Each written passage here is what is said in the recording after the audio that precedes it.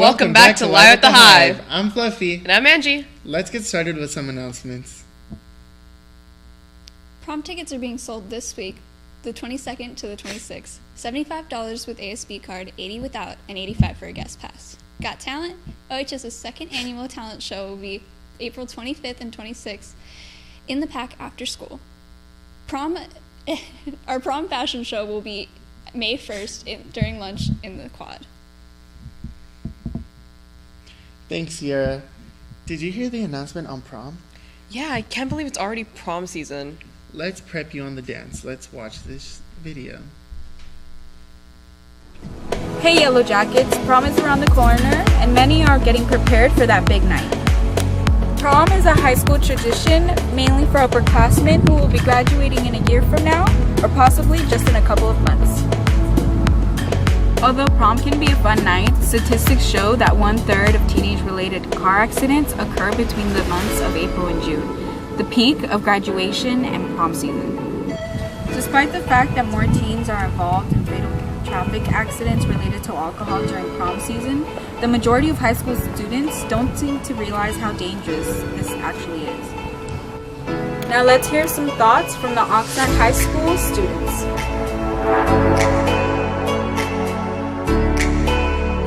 Just don't drink that night or any other night. Don't do drugs, and make sure that there is an adult that can help you if anything does go wrong.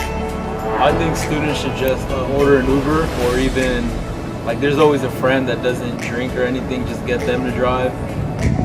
Now that we've heard the thoughts of some OHS students, let's hear what the adults have to say. Hello, students of Oxnard High School. I'm Officer David McAlpine, the School Resource Officer here. I'd like to talk to you about staying safe and school safety when it comes to prom night.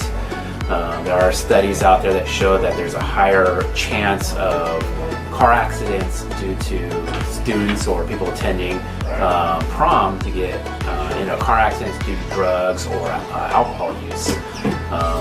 One way to completely stop this from happening is not to drink or use drugs on prom night.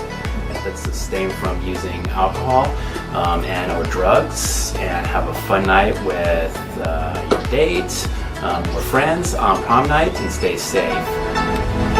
So don't forget to buy your prom night tickets, have fun, and be safe, Yellow Jackets.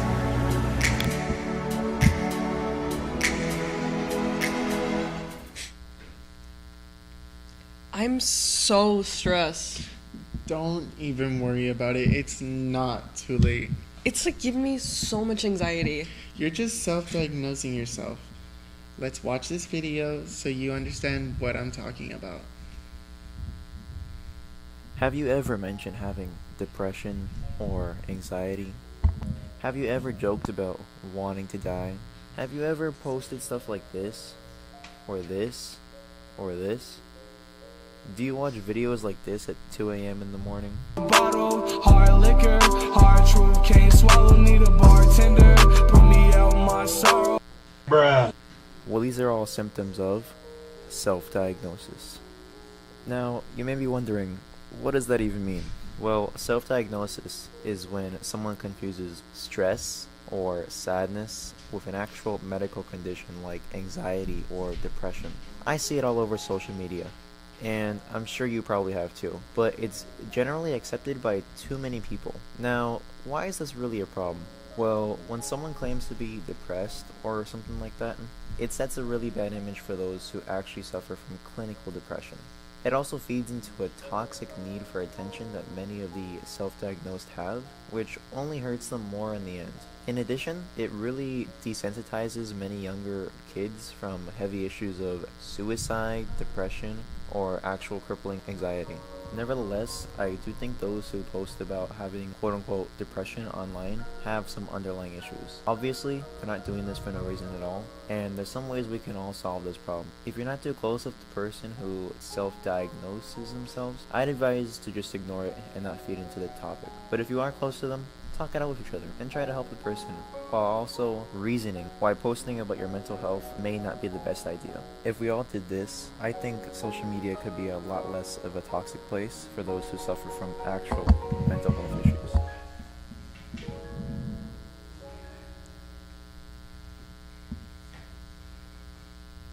Okay, now I see what you're saying. I was overreacting a little bit. It's okay. It can be confusing sometimes.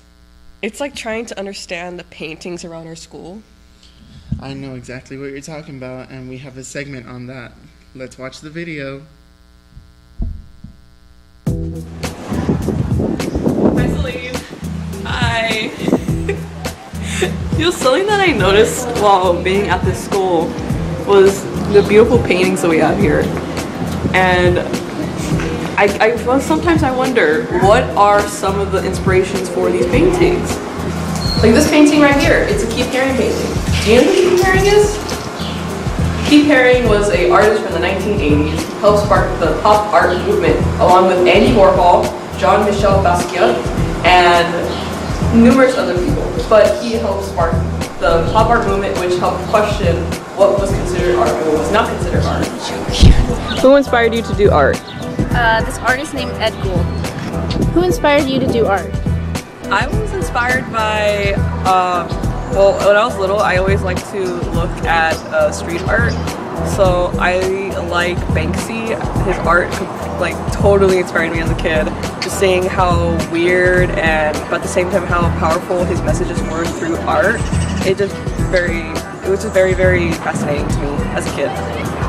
Who inspires you to do art? My dad inspired me to do art because when he was younger, he would draw cartoons just like me.